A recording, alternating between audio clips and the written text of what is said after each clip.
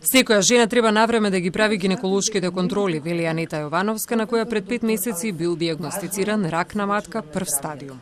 Веднаш се реагирало со оперативен зафат. Имав доста агресивен вид на карцином на грлото на матката, пак ќе речем откриен во рана фаза. Сето тоа се извади, се започна со хемотерапија, сега следи зрачењето и според мене мислам дека секоја жена треба навреме да врши контроли редовно, според мене на секој 6 месеци. Иако јас ги правев редовно сите тие испитувања и пап тестови, меѓутоа ете. Важно е жените да бидат информирани за предностите доколку карциномот на грло на матка се открие во рана фаза. Затоа говори и фактот дека навремените контроли ја намалија речиси двојно бројката на жени со оваа дијагноза.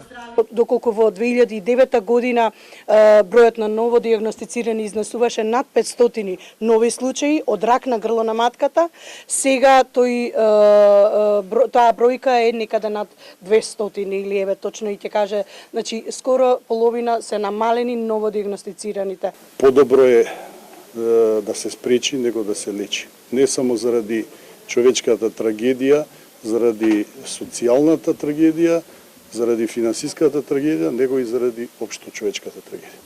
ХПВ вакцинацијата има удел во превенирање на карциномот на грло на матка и таа во развиените земји се подразбира, смета доктор Грозданова. Ние од оваа година започнуваме со вакцинација со 4-валентната вакцина за ХПВ. Воведена е во редовниот календар на имунизација. Навистина ни е драго што веќе од 1% кој што се движеше во минатото околу 30 до 40%, веќе имаме одредени показатели за над 60%. ХПВ вакцината во Македонија е воведена во редовниот календар како задолжителна вакцина за девојчиња на 12 годишна возраст и ја вршат службите за вакцинација, кои го спроведуваат и вакцинирањето со останатите вакцини. Во светот секои 2 минути умира по една жена од рак на грлото на матката.